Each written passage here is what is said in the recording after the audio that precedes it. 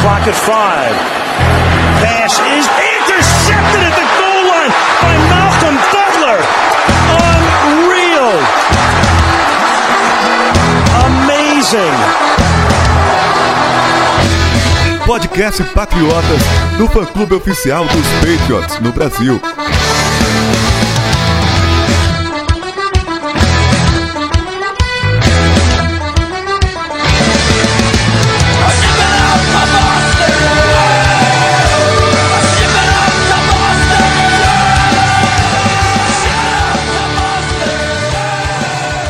Sejam todos bem-vindos ao podcast Patriotas número 141. Eu sou o Felipe Von Zuben e tem aqui comigo o Arthur Cunha. Olá, Felipe. Olá, Cisne. Acho que hoje é podcast histórico. Acho que é a primeira vez que a gente faz com os Patriots perdendo 2 vezes seguidas. É, né? Porque a última vez que aconteceu isso foi o quê? 2012, né? Acho que de cabeça foi 2012 mesmo. Se não me engano foi 2012 e nós não tínhamos podcast. Verdade, olha só, Sidney. Primeira vez que perdemos 2 seguidas nesse começo de temporada, cara. Boa noite, galera. Boa noite, né, que é a hora que a gente tá gravando aqui. Eu não sei lidar com essa situação. Desde que a gente entrou no Patriotas, isso nunca tinha acontecido. Realmente foi 2012. A gente perdeu pra Cardinals e Ravens naquele começo de temporada. Mas, cara, eu confesso que mesmo com o mesmo retrospecto, a sensação tá pior agora em relação a esse time do que tava lá em 2012. Pois é, falaremos disso, desse início, desses Patriots que nada funciona, pra onde você olha tem problema, é estranho, nem a gente sabe conversar disso direito, a gente tá acostumado a vir aqui, quem que vai elogiar hoje, e dessa vez é só porrada, é só coisa errada, é só coisa ruim nesse time de New England. Vamos pros recados aqui primeiro e a gente já entra nessa história toda. Arthur, tá rolando a Liga Fantasy, Liga Survivor, como é que estamos aí do Fantasy na Liga Red, Blue e White? Então, na Liga Fantasy, eu estou participando em 2 ligas e o Vinícius, também participante aqui do Patriotas, está na outra liga. O Vinícius está na Red, que tem como líder o Incredible FA. Na Liga Blue, o líder é o Igor Lima. E na Liga White, quem tá na dianteira é o Belém Alligator. Então esse ano a gente tem que torcer pro Arthur e pro Vinícius perder, então tem coisa nova aqui pra gente fazer esse ano também. E no Survivor, Arthur, esse começo maluco de temporada já matou uma galera, hein? Pois é, eu, por exemplo, já fui eliminado, já perdi 2 vidas nas 3 semanas. Então tá meio louco o Survivor esse ano. A gente ainda tem, de todos os participantes, ainda tem 20 pessoas com ainda as 2 vidas remanescentes, que estão invictas aí. 89 pessoas com 1 vida e já são 151 eliminados. Bom, semana 3... pelo menos eu não sou tão ruim assim, tem 151 comigo. Né? Então, a semana 3 foi uma catástrofe geral, principalmente aquela derrota dos Vikings pros Bills. Presente. Foi essa que me tirou. Eu só acertei o Rams na primeira semana, errei com o Eagles e errei com o Vikings. Eu que sempre vou bem no Survivor, esse ano tô fora. Da gente aqui, eu tô fora, você tá fora, Vinícius tá fora já. Só sobrou o Marcelino, vamos ver até onde ele vai pra ver o que acontece. Sobra alguém do Patriotas, pelo menos até o fim dessa história toda.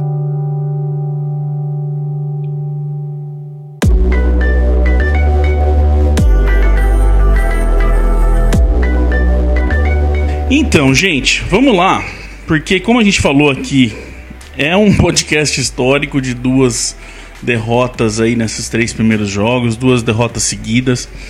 Na era Brady Belichick, foi a primeira vez que a gente entrou num jogo e teve 3 3-and-outs seguidos já de primeira. Nunca tinha acontecido isso na era Brady Belichick. Sidney, a gente já viu, não é a primeira vez que a gente vê os Patriots começarem mal. A gente até brinca com esse negócio de que espera o primeiro mês e tal. O ano passado começou mal também. Mas a sensação que eu tenho, que dessa vez parece um pouco mais preocupante, pelo menos do que a gente viu até agora, é que normalmente a defesa começa mal e o ataque até que dá uma apagada nessa história, porque ainda vai, consegue fazer ponto e consegue ganhar. Algumas vezes o ataque tava mal e a defesa também dá uma enganada, consegue dar uma cobrida ali no negócio. Dessa vez a gente viu errado em tudo quanto é lado, né, cara? Onde a gente olha, não deu certo, né? Exato, eu concordo com você. Eu concordo que sempre tinha alguma coisa que salvava um pouco o desempenho do time, né? O time ia mal, mas alguma coisa que ainda puxava um pouquinho pra cima. A impressão que dá nessa temporada é que nada tá funcionando nesse começo. E outra diferença também é que em outras temporadas, né, você pegava assim, mesmo no início devagar dos Patriots em setembro, até inclusive em derrotas, né, tirando aquela do Kansas City em 2014 e tal, eram derrotas que eram apertadas, por exemplo, contra o Miami em 2014, foi uma derrota no começo do ano que foi perto o placar. Esse ano a gente levou um sacode dos Lions que vinham de 2 derrotas e cedendo mais 40 pontos de média por jogo. Então, assim, é preocupante porque você procura alguma coisa nesse desempenho desse começo de temporada, com exceção de algum detalhe ou outro do jogo dos Texans, que na semana 2 pra cá e você não acha. Então, Arthur, isso é uma coisa também que acho que esse jogo do Lions preocupou bastante, porque jogou mal contra os Jaguars, mas ainda tinha a questão, mas é o Jaguars é um time bem montadinho, chegou no final da AFC... A gente jogou mal, mas, é normal perder pro Jaguars. Aí vem um Lions, que, como o Sidney lembrou, começou de um jeito péssimo e faz isso com a gente, aí que foi o que assustou de verdade, né? Sim, eu acho que isso é o mais preocupante. Não foi porque os Patriots perderam pros Jaguars, ou até mesmo foi porque perderam pros Lions, mas pra mim o que impactou mais foi essa maneira como o time perdeu. Pra mim, New England já entrou em campo derrotado pra Detroit. Os jogadores não tinham resposta pro que acontecia, não se envolviam com o jogo, eles bateram durante toda a semana e precisavam ser mais enérgicos em campo, mas só quem te viu sendo enérgico foi Detroit Wise no momento que conseguiu o sack. Então, assim, pra mim não existe uma clara unidade nos Patriots, e como você disse, perder pra Jacksonville, ok, um time que chegou na final da AFC ano passado, mas perder pra um time que foi o saco de pancada nas primeiras 2 semanas da liga, aí a gente já tem que ligar esse sinal de alerta. O Marco Cação mandou pra gente lá no Twitter. Se a gente acha que existe um risco real desse time não chegar nem em playoffs depois desse jogo assustador aí com os Lions. O que você acha, Sidney? Eu acho que é muito cedo para falar disso ainda. Eu acho que esse time tem talento para brigar por playoffs. O que esse começo de temporada começa a aparentar é que a gente já começava todo ano. Você pode até achar que é um pouco de arrogância nossa como torcedor dos Patriots, mas isso é uma arrogância que nos foi dada pelo time ao longo dos anos, que era falando em bye week. A gente começa todo ano falando em bye week, porque a divisão leste da AFC tá no papo todo ano, então a gente discute o quê? Vai classificar em primeiro ou em segundo na AFC e vai folgar na primeira rodada dos playoffs. Então, assim, a gente já tá 2 jogos atrás dos Dolphins, nosso próximo adversário, e uma derrota nesse jogo encaminha, assim, tudo bem, é o primeiro quarto da temporada, mas é difícil você tirar 3, 4 jogos de desvantagem ao longo do ano. Então, assim, playoffs eu acho que é cedo pra falar em risco, mas eu acho assim, a gente já tem que começar, talvez, botar um pouco do pé no chão em relação às expectativas mais altas de folgar na primeira rodada dos playoffs, assim. É possível ainda, mas é bom ligar o alerta. O Lucas Panício mandou pra gente lá pelo Instagram se a gente acha que o elenco foi muito mal montado. E eu já emendo junto com o Marcel Alfonso, que mandou pra gente também se essa má fase se dá 100% pelas baixas que a gente teve, tanto na defesa quanto no ataque. Uma coisa que eu vejo, Arthur, eu acho pra mim é o que também é uma das coisas que mais tá fazendo diferença dos outros anos. Eu já até falei já bastante aqui em podcast, que pra mim sempre o triunfo dos Patriots foi que não era que a gente tinha os melhores jogadores lá, o melhor receiver, o melhor running back, o melhor em campo, tipo, vários desses. Pra mim, o triunfo foi sempre que a gente tinha os jogadores reservas, que não caíam tanto o nível. Então, quando você precisava trocar, quando um cara machucava, quando um cara cansava, ou seja, pela estratégia, você não sentia tanta diferença a hora que você trazia um cara de volta. E pra mim, esse ano, eu acho eu ainda não tô completamente desesperado, que eu acho que os jogadores que a gente tem titulares, eles ainda podem engrenar depois desse primeiro mês que a gente sempre sabe que é complicado. Eu acho que os titulares ainda até podem virar um time competitivo. Mas o que me assusta é que quando você precisa trazer um cara do banco, dessa vez está sendo uma diferença assim gritante de ter esse cara em campo, sabe? Então, é aquele next man up que a gente sempre batia na tecla em temporadas passadas, que não existe mais nos Patriots em 2018. A gente viu, respondendo aí a segunda pergunta dos desfalques do time, sem Trey Flowers e sem Patrick Chung contra os Lions, a defesa sofreu muito. Sem Flowers em campo, eu tenho até aqui uma estatística que ilustra bem isso, que sem Flowers em campo, os Patriots cederam 4.78 jardas por carregada e 6.73 jardas por passe. E com o Flowers em campo, a gente cedeu 3.29 jardas por carregada e 4.94 jardas por passe. É uma diferença assim absurda que apenas um único jogador pode causar na equipe. E se você vê na secundária, o Chung, não tem ninguém no elenco que consiga suprir as funções que o Patrick faz, que ele é aquele jogador meio híbrido, que pode ali subir para a posição de linebacker, que pode chegar perto da linha de scrimmage. A gente não vê outro jogador no elenco com essa capacidade. Ô Sidney, se a gente pegar, por exemplo, o Arthur falou aí, sem o Chung, qual que foi a nossa resposta? Cyrus Jones. Já começa aí. Mas, por exemplo, é nítido no jogo quando sai o Bentley e entra o Roberts. Você não precisa nem olhar. Pelo jeito que acontece a jogada, você já percebe que é quem que tá lá. Adam Butler é outro, que toda vez que tá na linha, você percebe que tá na linha. Junto a isso, por exemplo, o Malcolm Brown, que tá jogando mal, que a gente até o Arthur vinha falando desde da pré-temporada, o Malcolm Brown não tá entrando em campo, tem coisa estranha aí. E pelo jeito devem ter tentado trocar ele, não conseguiram porque ele tá jogando muito mal. E junto a isso tudo que eu falei, o problema é que a gente já alertou aqui antes da temporada começar, que eu lembro que eu falei que era uma das minhas maiores preocupações, que os titulares que a gente tem, não tem ninguém ali novinho em folha, tá todo mundo que tem histórico de lesão e tá pronto pra ter uma lesão e já começou a acontecer. Então, assim, já tá virando uma pilha de que precisa trocar e não tem gente à altura pra pôr, cara. É incrível como várias coisas deram errado ao mesmo tempo, né?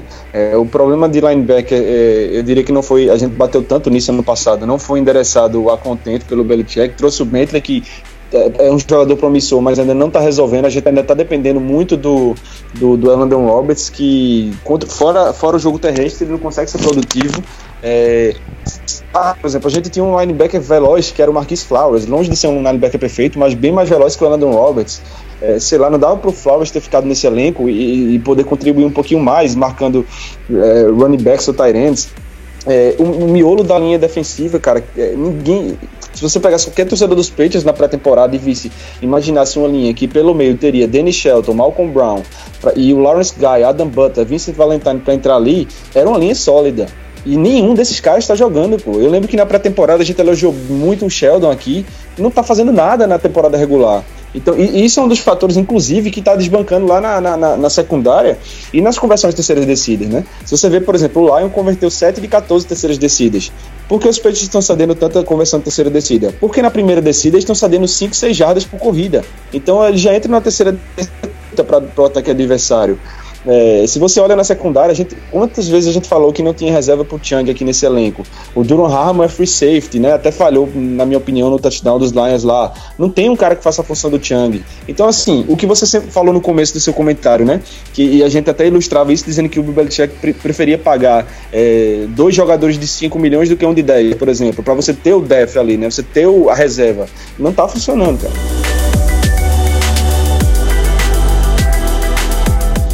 Um outro problema que a gente já percebe, que até o Arthur fez um texto já dando uma...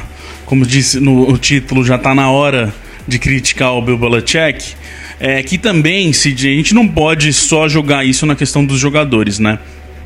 A gente tem aqui, o Vinícius Chatão e o Diego Silva, que perguntam coisas parecidas. Se a gente acha que o problema do time é no elenco ou na comissão técnica... E se a gente acha que as chamadas ofensivas, por exemplo, dos Patriots estão muito fáceis de serem lidas, e se o McDaniels está trabalhando mal? Velho, eu acho que o McDaniels começou bem mal essa temporada. No primeiro jogo nem tanto, mas a partir do jogo contra os Jaguars ele já começou com chamadas muito questionáveis.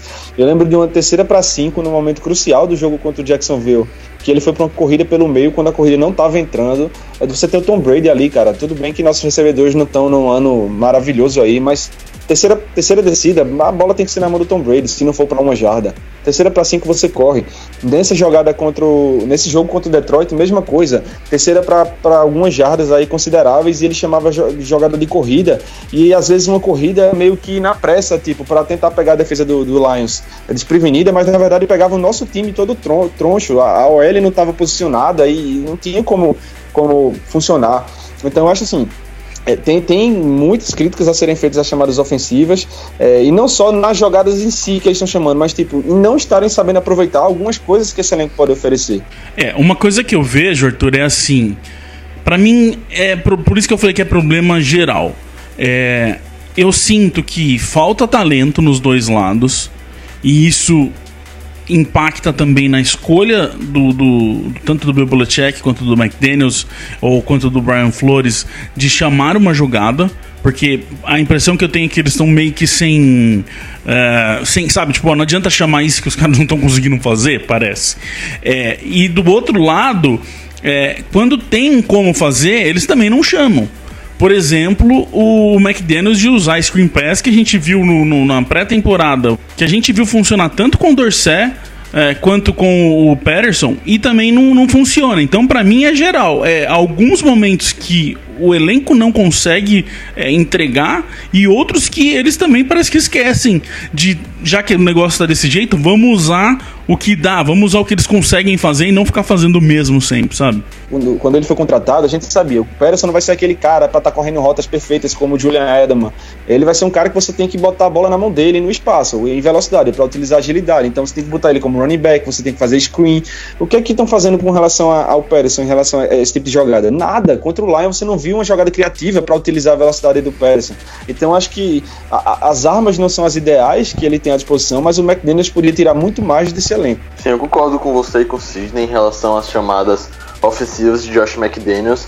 Já tá até meio que começando a irritar um pouco essa questão da terceira descida e o time continuar persistindo na corrida. E tem uma estatística aqui que ilustra bem como o ataque dos Patriots está previsível, porque em 79% das vezes que James White está em campo é jogada de passe.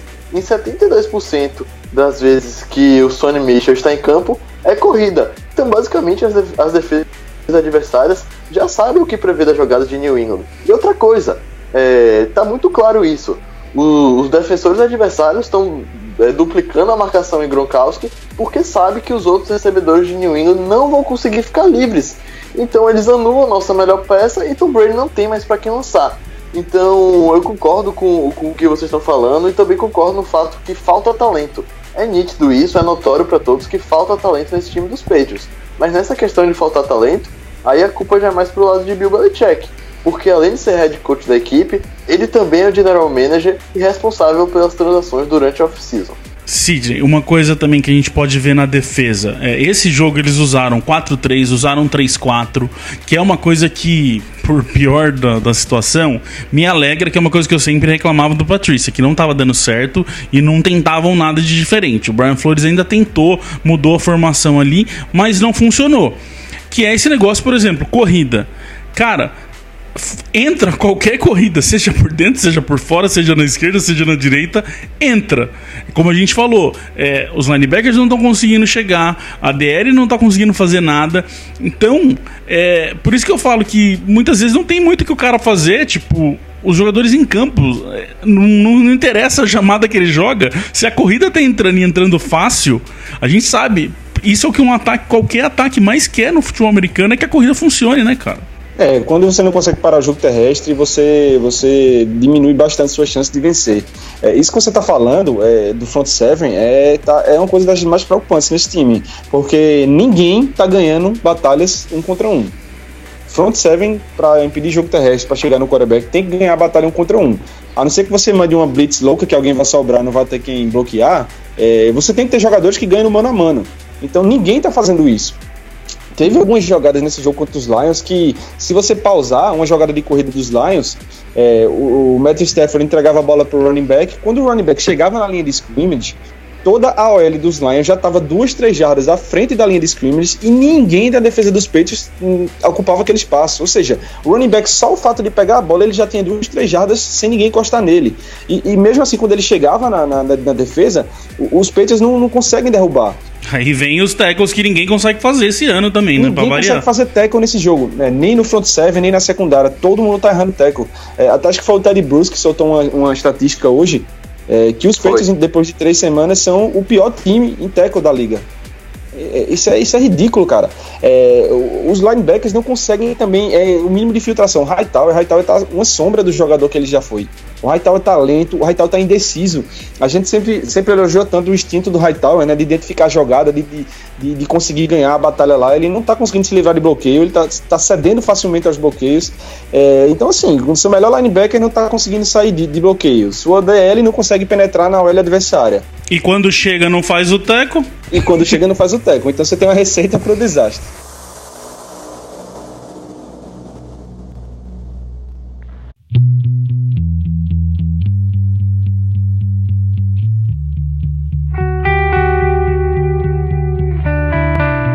O Rafael Lino, Sidney, manda aqui pra gente se a gente acha que todas essas coisas vazadas e algumas confirmadas, como por exemplo Bill Belichick tentando trocar o Gronk nessa temporada, se isso não tá comprometendo a questão ali dos jogadores, o vestiário, sabe, aquela questão do clima ali mesmo, porque se tem outra coisa que a gente tem que pôr nessa história toda até agora, é que a gente não viu esse Patriots esse ano ainda entrar com vontade de jogar futebol americano. Parece que os caras estão ali só esperando o jogo acabar e pensando, sei lá, o que eles vão comer à noite, né, cara? É incrível que como a crise ela parece que aumenta, ela atrai coisa ruim, né? Coisas que talvez a gente não tivesse nem pensando, se o time que tivesse com 3 vitórias, a gente já está começando a questionar, e será que está atrapalhando? Essa do Gronk é uma delas, né? E é importante falar, como até o Rafael que fez a pergunta falou, que não é só uma especulação essa história da troca do Gronk, né? O Adam Schefter reportou, mas o próprio Gronkowski questionou depois do jogo. Eu acho isso até uma coisa que certamente o Bill Belichick vai falar com ele a portas fechadas, porque depois de uma derrota como essa, ele confirmar essa questão da troca. E o Chris Gronkowski, que é o irmão dele, também soltou várias coisas em relação a isso, da insatisfação do Gronk com o salário que ele recebia e tal, e o Gronk, assim, certamente ele se irritou muito com essa tentativa de troca, porque ele falou, né, que se for para sair dos Patriots, ele se aposenta. Então ele disse, eu só jogo aqui, eu só jogo com o Brady, eu não jogo em lugar nenhum. Com relação ao Gronk, eu acho que isso pode ter afetado, sim. Talvez não a dedicação dele, porque o Gronk é um cara sério, é um cara trabalhador. Apesar de ser ele é um cara bem palhaço nos momentos fora de campo, mas todo mundo sempre falou que ele é extremamente profissional lá dentro do Gillette. Mas certamente a cabeça do cara não fica do mesmo jeito, né? Ele saber que ele é um dos principais jogadores do time, que ele é o melhor jogador da posição dele, ele não recebe como o melhor jogador da posição dele, que o treinador quis trocá-lo, mandou para um time que provavelmente ele ia até nem playoffs ele ia chegar, então isso acaba abalando um pouco. O quanto isso afetou o resto do time para mexer com a energia que o time tá mostrando em campo, eu já não iria tão longe, mas com certeza o Gronkowski, a cabeça dele esse ano, não deve estar se sentindo tão valorizado quanto em anos anteriores. Vou puxar aqui no meio dessa história o Eric Krause, que está sempre com a gente aqui, que ele também fala se essa questão, esse método do Bill Belichick já não tá meio que ultrapassado, você não tem que rever, também não só nessa questão, mas também de fazer grande contrato, que ele nunca quer trazer alguém e pagar dinheiro, deixou o jogador ir embora. Você que escreveu o texto do Bill Belichick aí, será que cansaram? Será que ficou velho essa história Bill Belichick demais da conta? Será que tá passando do limite ali pros caras e não tá sendo mais legal seguir o que ele fala, sabe? Eu acho que, assim, é uma situação muito difícil de se comentar. Porque, querendo ou não, é nesse estilo que Bill Belichick comanda os Patriots há 18 anos e o time conquistou 5 Super Bowls e foi a 8 grandes finais. Então, assim, pra mim, eu acho que esse método, essa postura dele, esse estilo dele de generalzão, já tá começando a incomodar mais os jogadores que estão há mais tempo em New England, e isso é normal, porque todo relacionamento de longa data vão ter rusgas, vão ter problemas, vão ter conflitos, mas só que, pra mim, o problema de 2018, eu acho que é que esses conflitos acabaram se juntando e meio que tudo respingando nesse momento atual que o time chegou. Para mim, a questão de Malcolm Butler, eu não gostaria de revivê-la, mas eu acho necessário nesse momento, afetou ainda mais os jogadores do elenco, do restante do elenco, do que o caso de Gronk, porque para mim o caso de Gronk é um caso mais específico dele e do contrato dele com o time. Mas, por exemplo, os Patriots colocarem Malcolm Butler na sideline no Super Bowl todo, pô, pra que aquilo? Se Bill Belichick já sabia que ele não iria jogar, mesmo com o time tomando 41 pontos dos Eagles, por que não deixou o jogador inativo? Aí os atletas que já estão há mais tempo, como Hightower, Slater, McCurry, Harmon, Patrick Chung, todo esse pessoal pensa, se ele fez isso com o Butler, que ganhou o Super Bowl pra gente em 2014, e é um dos ídolos da franquia, por que ele não vai fazer comigo também quando chegar o Super Bowl ou quando chegar um outro jogo importante? Então acho que o Bill Belichick errou bastante nessa questão de Malcolm, mas só que a gente também não pode só bater, não pode só criticar no nosso head coach, porque ele também já fez diversas escolhas acertadas e acertou muito mais do que errou. Tanto por isso que os Patriots se encontram hoje com a principal franquia da NFL no século XXI. Uma coisa que a gente até percebeu, Sidney, que tinha coisa diferente já esse ano, foi até alguns detalhezinhos ali em training camp, por exemplo, que normalmente eram de um jeito e desse ano foi de outro. Brady não indo em todos os treinos desde o começo ali, lá no minicamp, essas paradas todas aí, ele deu uma segurada. Tem alguns detalhezinhos aí que quando você vai olhando tão diferentes. Uma coisa que o Arthur falou, e eu acho, pra mim, assim, o Bill Belichick é desse jeito. Eu, Felipe, acho que não tem como mudar ele. Se não gostarem mais, aí pra mim já é questão do Kraft, que ele tem que... Não é nem a gente, não é ninguém, é o Kraft. Se vê que não dá mais... Só trocando, né, cara? Não adianta você achar que o Bill Belichick vai melhorar, ou que os jogadores vão passar a gostar, ou todo mundo é profissional e vai do jeito certo e joga bem, ou tem que trocar pra uma outra situação, né, cara? Não dá pra esperar o cara de sei quantos anos melhorar e virar uma outra pessoa. Não, mudar o Belichick você não vai. Você não vai mudar o cara que é o melhor técnico da história da NFL. Vai dizer, olha, você vai ter que alterar o modo como você sempre fez as coisas. Ele vai rir da sua cara, né? Fazer aquela risadinha sarcástica lá. Não vai mudar, mas eu acho que é muito prematuro a gente falar em tirar Belichick, em trocar Belichick. Por exemplo, um dos principais defeitos que a gente apontou nesse time há poucos minutos aqui nesse podcast foi a questão do tackle. Isso é corrigível. O Devin McCourty não sabe fazer tackle, o Stephon Gilmore não sabe fazer tackle. Então assim, tem muita coisa ainda que a gente já viu em outras temporadas começarem erradas, a temporada passada mesmo, problema de comunicação, que foram corrigidos depois. Então eu acho assim, o Bill Belichick ainda vai esse ano corrigir muita coisa do que está aí. Se essas correções serão suficientes para suplantar, por exemplo, a falta de talento, como o Felipe falou, em algumas posições, eu não posso dizer. Mas que o Bill Belichick ainda vai, com o fruto do trabalho dele, melhorar esse time, eu acredito que ele vai. Então acho que por isso é cedo para falar em trocar. Agora, mudar o Belichick você não vai. O Belichick é isso aí, vai ser o resto da vida. Não me entenda mal, eu nem puxei isso de falar que tem que trocar ele, mas eu acho assim... Se chegarem nesse entendimento que o jeito que é hoje não dá mais, lógico, quando terminar a temporada e tal, mas é só trocando, porque é assim que o cara e não é assim que ele vai mudar, né, cara? Inclusive, Brady já falou que assim, é muito difícil você ser comandado do Belichick, porque ele exige de você todo dia, o dia inteiro, você não relaxa. Então, assim, não é todo mundo que consegue. Então, a gente já viu ao longo dos anos jogadores irem para lá e saírem porque não aguentaram a pressão, digamos assim. Então, às vezes, talvez até por isso, eu tento olhar um pouco pelo lado dele, que às vezes o Belichick libera algum jogador e você acha, não, esse cara podia ficar mais alguns anos nos Patriots, mas vai ver, ele já identificou que aquele cara não estava mais aguentando, né, a pressão de ser comandado dele, ele preferiu tirar. Então, não sei, pode ser que ele consiga ver isso um pouco nesse time também desse ano, né? E até tem gente que perguntou aqui no podcast se dá pra gente esperar alguma troca esse ano. Eu não me surpreenderia se nessas próximas semanas aí a gente ver alguma dispensa, alguma troca, alguma chegada de jogador novo, um sacode no elenco, se ele identificar que tem gente que não tá atuando como deveria. Nessa questão da forma que o Bill Belichick trabalha, eu quero puxar uma pergunta aqui do Renan Carneiro, que eu vou fazer o gancho nela para chegar na pergunta, que ele pergunta pra gente se o problema do ataque está na má qualidade dos receivers, ele põe aqui, exceto o Hogan, ou nas chamadas com Edelman e Gordon, e se com Edelman e Gordon isso resolve. Questão das chamadas a gente acabou de falar aqui, sim, Josh McDaniels também tá bobeando. Agora, nessa questão dos receivers, Arthur,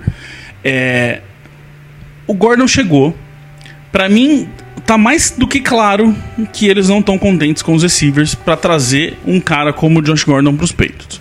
É a única forma que eu posso entender dos caras falar, então tá, vamos tentar ele. Os caras não estão de forma alguma felizes com os receivers. Agora, o Gordon chega, o Gordon treina, o Gordon aquece e o Gordon não vai pro jogo. É aí que pra mim é as manias do Bill Belichick que eu não consigo entender. Pô, o cara é um dos melhores dos receivers mais talentosos que tem. O cara não sabe fazer um vai e para, o cara não sabe fazer uma diagonal pra dentro, o cara não sabe fazer vai pro fundo direto. Você não precisa pôr o cara em todas as jogadas, mas pelo menos começa a pôr o cara. É essas coisas no meu Belichick que parece que na cabeça dele não, chegou agora, não vai jogar, tem que esperar, tem que ganhar merecimento pra entrar. Cara, não tem receiver, não tem um coitado ali. O Renan até falou que ele acha que exceto o Hogan. Eu ponho o Hogan, pra mim o Hogan não tá jogando bem também. E por que deixar o Gordon fora, cara? Então, pra mim a questão do Gordon, eu só viria motivo pra deixá-lo fora por causa da lesão que ele teve no posterior da coxa. Mas só que foi informado quando ele chegou aos Patriots que tudo indicaria que ele estaria apto para enfrentar o Detroit Lions. E ele treinou e aqueceu. Foi, ele treinou e aqueceu, falaram que ia ter ali um último exame para ver como estava o posterior da coxa dele. A gente não teve acesso a isso, mas só que não parecia ser assim uma lesão grave, assombrosa, que tinha chance de comprometer o restante da temporada dele. Senão não trazia. Uma coisa administrável que dava para colocá-lo em campo, porque realmente a gente não tinha recebedor. Felipe Dorsett não conseguiu sequer uma recepção na partida em 5 bolas lançadas em sua direção. E para mim, essa pergunta que nosso leitor trouxe do nosso grupo de recebedores e tal, com a volta agora de Edelman e com o Gordon chegando, eu acho que os Patriots erraram muito na montagem desse grupo.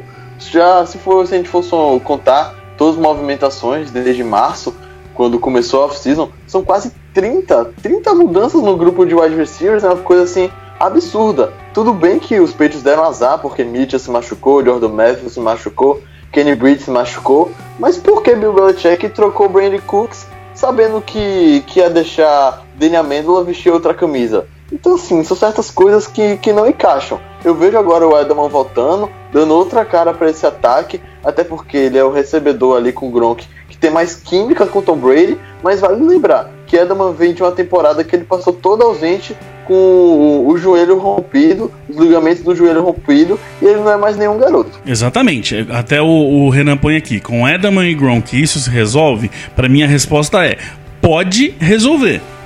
Se vai resolver, a gente só tem que esperar, mas pode resolver. Depende de como o Edelman voltar e depende de como o Gordon entrar nesse time. Agora, pra mim, Sidney, uma outra coisa que resolve esse problema dos receivers, vou puxar de novo aqui, é usar os receivers, já que você vai com esses, da forma certa. Não adianta você querer que o Hogan joga de slot, que desde o ano passado, quando o Edelman machucou, a gente já viu que não funciona. Não adianta você querer que o Patterson faça uma rota complexa, que não vai. Então, assim, pra mim falta... vem o Edelman, vem o Gordon, os dois bem, ajuda pra caramba. Mas o McDaniels tem que entender quem que ele tem ali e como que ele vai usar esses caras também, senão não vai adiantar em nada. Eu queria dar só uma palhinha, porque eu acho assim, dessa questão de montagem do elenco, uma posição que eu até dou um desconto pro Bill Belichick é a posição de wide receiver. Por quê? Se você pegasse qualquer projeção de elenco dos Patriots na off-season, ia estar lá Kenny Britt, ia estar lá Jordan Matthews e ia estar lá Malcolm Mitchell. Então, se você perde por lesão 3 jogadores que todo mundo previa que iam estar no elenco final, ninguém consegue se recuperar isso em 2 meses. Então, foi um baque, realmente. Concordo que eles estão sendo mal utilizados, principalmente o Cordarrelle Patterson. Ele é um cara que ele precisa de um plano de jogo específico para ele. Não adianta você botar ele para correr rota lá perfeita, principalmente rotas com option, que é o que o Brady tanto quer, que ele não vai fazer isso. Tem que saber utilizar o cara em espaço. Então, o Mac sabe disso, ele conhece esses caras, ele é um bom coordenador ofensivo. Eu não entendo porque ele não conseguiu utilizar isso ainda. E outro problema sério para mim desses wide receivers, dos que estão hoje no elenco, né, tirando o Gordon que chegou, é que nenhum deles é um cara físico suficiente para se livrar daquela marcação press man coverage. As defesas adversárias estão entendendo que se você colocar o corner na linha de scrimmage, pressionando na saída, o Hogan não vai se livrar, o Dossett não vai se livrar. Então, sendo assim, Brady não tem como passar a bola para esses caras. O Chris Hogan, ele é um ótimo recebedor contra defesas em zona. Ele lê muito bem a defesa. Basicamente, todos os touchdowns que o Hogan conseguiu até hoje foram contra defesas em zona. O Dossett é extremamente rápido, mas se você encosta nele, um corner físico, na linha de scrimmage, nenhum dos dois vai se livrar. Então você já mata esses dois caras aí. E quando, tirando esses dois, você só tem o Patterson, que está sendo mal utilizado, aí realmente fica difícil.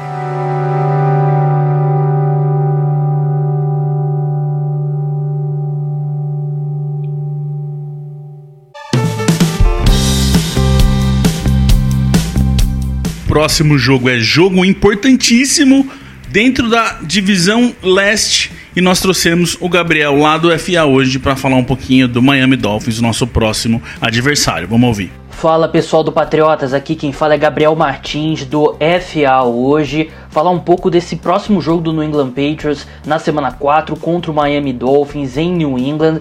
Miami Dolphins que é um 3-0, um time que venceu 3 jogos nas 3 primeiras partidas da temporada, mas é um 3-0 bem enganador, né? Pegou 3 times ruins, Titans, Jets e Raiders, e vai enfrentar o primeiro bom time, né? O New England Patriots, no máximo das suas forças, é um ótimo time, mas nesse momento eu acho que bom time é justo para a equipe que começou devagar, como costuma começar devagar, e a grande questão é como que o New England Patriots vai lidar com esse ataque do Miami Dolphins, porque o Miami Dolphins, o Ryan Tannehill tem bons números, mas o desempenho dele não é nada de outro mundo, muito pelo contrário, ele só consegue fazer o que está dentro do esquema tático ali do Adam Gase, e sempre quando ele precisa improvisar qualquer que seja, se a primeira leitura dele não estiver aberta, ele não consegue criar, ele não é bom passando a bola em passes ali de mais de 20 jardas. O problema é que, pelo que a gente viu no Sunday Night Football, vai ser difícil acreditar que essa defesa dos Patriots possa tirar o Ryan Tannehill do ritmo, né? Assim como a defesa dos Raiders não conseguiu, a defesa dos Patriots ainda é melhor que a dos Raiders, mas eu não sei se a defesa dos Patriots vai conseguir tirar o Ryan Tannehill desse ritmo. E invertendo o campo, é uma boa defesa do Miami Dolphins, muito boa contra o jogo terrestre, tem um excelente cornerback, o Xavier Howard. A secundária até se mostrou algo suscetível, mas eu não vejo o corpo de wide receivers do Patriots conseguindo causar problemas aí essa secundária dos Dolphins, que tem um bom rookie, o Minkah Fitzpatrick, tem o Richard Jones, que é um bom safety, e o Xavier Howard, que é um excelente cornerback, mas uma equipe que também cede muito espaço para tight ends, né? Então é um bom jogo pro Gronk ter um bom rendimento, apesar que eu acho que a gente vai ver essa secundária dos Dolphins apostando muito em cobertura homem a homem no aberto ali nos wide receivers e marcações duplas aí no Gronk, como os Jaguars fizeram e como o Detroit Lions fez. Mas é um jogo que eu vejo condições aí do New England Patriots conseguir uma vitória, conseguir jogar melhor do que vem jogando, mas certamente o Miami Dolphins não é um adversário que vai ser tranquilo, mas também não é um time que você esperaria de um time que vem com 3 vitórias em 3 rodadas. Então vai ser um bom jogo, mas eu acho que o New England Patriots sai com a vitória. Manda um abraço aí para todos os ouvintes do Patriotas. Pois é, como dizia a Chiquinha. Miami, em tese, senhor Arthur, era para ser um jogo tranquilo. Mas esse Patriots que a gente tá vendo pode se complicar muito com esse Miami. Como o Gabriel falou, podemos ter, em tese, se a gente conseguir chegar no Tannehill, o Tannehill, quando sofre pressão, quando tem que se adaptar, não consegue, mas a grande questão é, conseguiremos ao menos chegar em Tannehill? A gente vai conseguir tirar eles do conforto, ou eles vão conseguir implementar esse jogo corrido e vai dar tudo um problema de novo? Essa é a grande questão, né, cara? Pois é, nossa primeira grande final da temporada. Esse jogo contra o Miami Dolphins tem que ser aquele nosso jogo contra o Cincinnati Bengals em 2014, que trouxe a moral do time de volta. A gente vai pegar um Miami embalado, que pode colocar 3 jogos de vantagem na ponta da AFC East, uma coisa que nem eles mesmos imaginariam para a semana 4 da temporada regular. E sobre isso de Ryan Tannehill, é um quarterback assim, que para mim não vigora entre os melhores da liga, mas também não está entre os piores titulares. É um jogador bom, é um jogador capaz, mas só que contra os Patriots a gente vê 2 Ryan Tannehill. o Tannehill, que joga em casa, na casa dos Dolphins, que tem 7 touchdowns e 1 interceptação, e o Tannehill do Gillette Stadium, que tem 5 touchdowns e 9 interceptações. Então, assim, são 2 jogadores diferentes. Eu espero que ele continue com a sua marca negativa jogando em New England, mas para isso nossa defesa vai ter que aparecer. E eu espero que Trey Flowers, com a concussão, consiga voltar, porque sem ele tá bastante complicado. Sidney, o Gustavo Santos pergunta pra gente: Miami é favorito para o próximo jogo, depois da nossa atuação pífia? E eu complemento a pergunta do Gustavo Santos: mesmo jogando em New England? Eu diria que não. Eu acho que ainda não acho que não chegou nesse nível ainda de você dizer que time nenhum da NFL é favorito para jogar contra os Patriots em New England, tirando o Kansas City Chiefs, né? Que eles são eu ia falar agora, nem o Chiefs. O Chiefs é favorito lá, o restante não. Então o Dolphins não é favorito em New England contra os Patriots, eu acredito que não. Mas vai ser um jogo difícil porque para mim tudo parte desse time dos Patriots, né? Eles não estão inspirando confiança. Você olha para os números do Miami Dolphins aqui, em ataque, né, em jardas por partida, eles são o 23º ataque da liga, 324 jardas por partida. Em defesa eles são a 21ª da liga, ou seja, eles são um time que tanto em jardas ofensivas quanto defensivas estão na metade de baixo da tabela. Mas assim, não são os Patriots de começo de 2017 ou 2014 ou 2015. Esses Patriots de 2018 são totalmente imprevisíveis e, assim, pelo contrário, na verdade, bem previsíveis negativamente. Então, se você olha aquele time dos Patriots confiante que a gente sempre teve ao longo dos anos, pegando um time do Miami, 23º, 21º em defesa e em ataque, pode marcar a coluna da vitória, né? Dessa vez eu acredito que não. Agora, dizer que o Miami é favorito em New England, eu não acho. Tenho uma preocupação grande para esse jogo contra Miami que se chama-se Amendola. Por quê? A gente tem um problema claro, um dos problemas, que é esse meio da defesa. A Amendola trabalha muito bem nessas rotas curtas, nessas rotas de meio de campo. E o Amendola vem de muito tempo treinando em New England, conhece os nossos jogadores, nossa defesa, dos jogadores que vão marcar ele, não é tão diferente do que ele costumou treinar. Ele conhece o estilo de cada um, seja pro lado bom, seja pro lado ruim, e ele pode deitar na nossa defesa se ele estiver no dia inspirado e lembrar bem do que ele acostumou a treinar. Cara, isso é uma preocupação que eu tenho grande. Sim, uma delas, mas acho que pra mim a principal é como que o Amendola vai enfrentar essa defesa dos Patriots. Sim, porque a faixa do campo que ele joga ao longo de toda a sua carreira é bem ali no miolo da defesa. E é bem onde nosso sistema defensivo tem mais problemas, porque são jogadores lentos que não conseguem cobrir os running backs, os tight ends e wide receivers adversários. Mas pelo amor de Daniel Amendola com os Patriots, pelo amor da nossa torcida por ele é um dos meus ídolos de New England, eu acho que ele vai relevar pro nosso lado, ele sabe que nossa fase não é das melhores e vai querer ver os Patriots se reerguerem. Tá bom. Vai nessa. Tá fácil. Vai nessa, querendo levar tudo pelo amor. Você vai ver onde você vai parar. Você vai parar vendo ele na endzone. Isso que você vai ver. Você acha, Sidney, você acha que a hora que ele já não falou pra esses caras, viu? A hora que o Roberts estiver marcando em mim, é só mandar. Que, se forem loucos de botar o Roberts pra marcar a Amendola, acabou o jogo, né? Eu concordo com o que o Felipe falou, ele conhece essa defesa, ele treinou diariamente contra todos eles e ele é um cara que explora um problema nosso, né? Que não só a questão do meio de campo, como a questão especificamente do slot cornerback, né? A gente não conseguiu definir isso ainda esse ano e estamos sofrendo. E Jonathan Jones é o cara que mais cede jardas, é o cara que mais tomou passe até agora, então Exato. É preocupante. É preocupante. E o pior de tudo é que mesmo se você focar no Amendola, digamos, você der uma atenção especial a essa região, você vai deixar no mano a mano Kenny Stills e Devante Parker nas sidelines, entendeu? Então, assim, esse time do Miami tem poder ofensivo para trazer muitos problemas no jogo aéreo para essa defesa dos Patriots. Para essa defesa dos Patriots, com grifada embaixo. Pra gente fechar esse programa, a gente queria falar alguma coisa que a gente acha importante, e eu vou puxar uma pergunta do Emílio Lima para entrar no assunto que vai levar aonde a gente quer falar. O Emílio Lima pergunta pra gente se a gente acha que já tem que ligar o sinal de alerta em Foxboro ou ainda é cedo para desespero, ou seja, já pode desesperar ou ainda não. Tá no ar um post que foi eu que fiz, na verdade, que é um post que chama que em números a defesa de 2018 é melhor que a defesa de 2017. O que acontece, Sidney?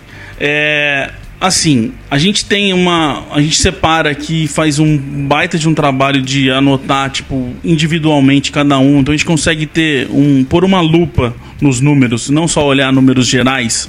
E a gente põe uma lupa ali para ver setores, jogadores, pass rush, se faz hurry, se faz hit, se faz sec, quantas bolas foi no cara, quantas bolas ele tomou passe, quantos passes ele cedeu.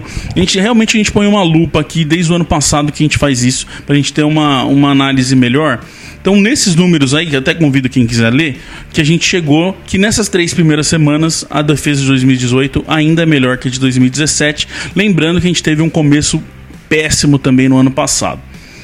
O que acontece, Sidney? Temos que voltar a lembrar todo mundo aqui que o intuito número 1 do Patriotas, do dia que nós dois conversamos e decidimos montar esse negócio, é que a gente ia ser primeiro jornalista, mesmo não sendo por formação, mas faríamos um trabalho primeiro de jornalismo para depois fazer um trabalho de fã, de torcedor do New England Patriots. Então, é importante lembrar todo mundo disso, né, Sidney? Porque muitas vezes a gente não coloca, a gente não escreve, a gente não dá a informação que a pessoa quer ouvir e a galera se volta contra a gente, imaginando que a gente é baba-ovo de não sei o que não sei o que lá. Acima de tudo, a gente sempre quis, cara, que a informação chegasse pro torcedor dos Patriots e ele tomasse a decisão dele, se ele concorda, se ele discorda, e ele chegasse num consenso do que ele acha desse time que tá em campo ou não. Não podemos esquecer disso, né, cara? Exatamente, né? Essa preocupação a gente sempre tem. A gente até tem posts de opinião pura e simples, mas eles não são a maioria. A maioria das vezes a gente tenta falar de fato, falar de números, falar de estatísticas. E o que está acontecendo é que muita gente não está sabendo lidar com a opinião contrária. E que nem a opinião é, na verdade, né? Com alguma informação contrária ao que você espera.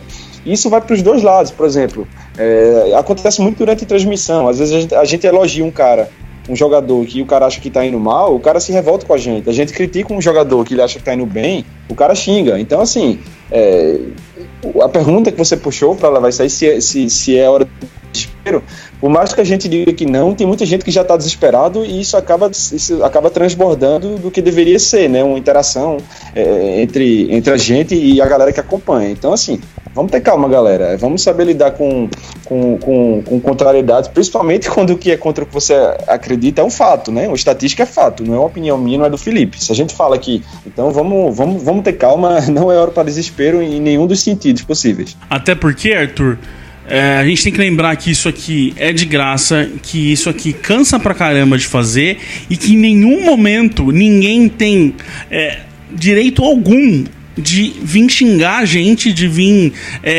vomitar coisas pra gente, eu vou pôr nesse termo, porque a gente tá dando uma informação que não é o que o cara quer ouvir. Na boa, o podcast é onde a gente mais traz a nossa opinião aqui. Quando é em texto, a gente, como o Sidney lembrou, a gente sempre tenta ser, 90% das vezes a gente é neutro. E quando não vamos ser, a gente sempre coloca eu, Felipe, acho isso, eu, Arthur, acho aquilo, para o cara entender o que é opinião nossa e o que é uma simples informação.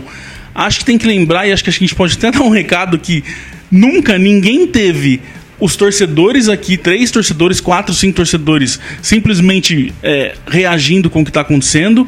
E se quiser isso, não vai ter aqui, cara. E assim, a gente já tá vivendo uma fase tão complicada no nosso país, no âmbito geral, a gente faz esse negócio do Patriotas por amor, como você disse, a gente não recebe nada em troca, a gente se cansa bastante, principalmente dia de jogo, dia de domingo, a gente tem que estar lá no Twitter, a gente faz texto, resumo pro site para sair nas horas seguintes, a gente faz entrevista do jogador para sair no momento seguinte também, então assim, é uma coisa cansativa, mas só que a gente faz com prazer. Então, assim, a gente, como vocês bateram nessa tecla, a gente faz primeiro o papel de jornalismo, de passar a informação, e você, leitor, você que absorver a informação e criar sua própria opinião. A gente não quer implantar uma opinião E ninguém aqui, a gente só tá passando o que a gente lê e o que é fato concreto. Então, assim, vim xingar em rede social, vim falar mal, como você disse, vomitar coisa pra gente, não leva a nada. Então não tem pra que fazer isso, a gente só tá na semana 3 da temporada regular, tem muita NFL pela frente. E outra coisa, os Patriots estão ganhando tudo há 18 anos, nenhuma dinastia conseguiu durar tanto tempo assim. Se vocês esperam que o time vai continuar, não sei, até 2025, até 2030, até 2050, chegando a todos os Super Bowls, chegando a todas as finais da AFC, pode procurar outro time para torcer, porque isso nunca aconteceu na história e não é agora que vai acontecer. Então vamos ter calma, pessoal, só é o começo e vamos continuar amando os Patriots e apoiando ele em todos os momentos. Não é só porque agora as coisas estão teoricamente difíceis, sendo que a gente só teve 3 jogos no ano, que é porque a gente vai começar a xingar, que a gente vai começar a se alterar. Não, longe disso, vamos manter a calma. Assim, na boa, se você gosta do esporte, é o que a gente tava falando aqui em off, eu tô super, de verdade, eu tô super curioso e até animado de ver quando que vai ser o dia, se vai ser esse ano, se vai ser ano que vem, se vai ser daqui 10 anos, que esse Patriots vai começar a perder, que esse Patriots vai começar a ter problema, para ver como que esses caras vão fazer. Gostar do esporte também é isso. É também ver esses caras resolverem problemas. É também ver esses caras tentar se reerguer. Os caras vão errar? Vão. Os caras vão acertar? Vão. Do mesmo jeito que a gente fala besteira aqui, do mesmo jeito que a gente fala coisa certa aqui. Isso é normal. E você sair xingando, sair vomitando, não vai fazer os caras mudarem nada, não vai fazer os caras contratar o jogador que você quer, só vai fazer você ser um chato. Então, se você quiser ser assim, de repente, procura um outro esporte, ou nem esporte procura, porque a graça do esporte é essa, é ver os caras ganhar, ver os outros ganharem, ver os caras serem melhor que você e você tentar melhorar para ser melhor que eles no ano que vem. Simples assim, certo? Um abraço, galera, até semana que vem. We love our New England Patriots and the way that they play as a team. And we'll always be true to the red, white, and blue, our New England American dream. When they take to the field, they don't often yield. They'll bend, but they seldom will break. If the first half should sour, well, there's still half an hour. They'll ignore every bruise, every ache, and they'll pull it all out at the end of the bout. If it's close and the game's getting scary, if the offense can't score with a few seconds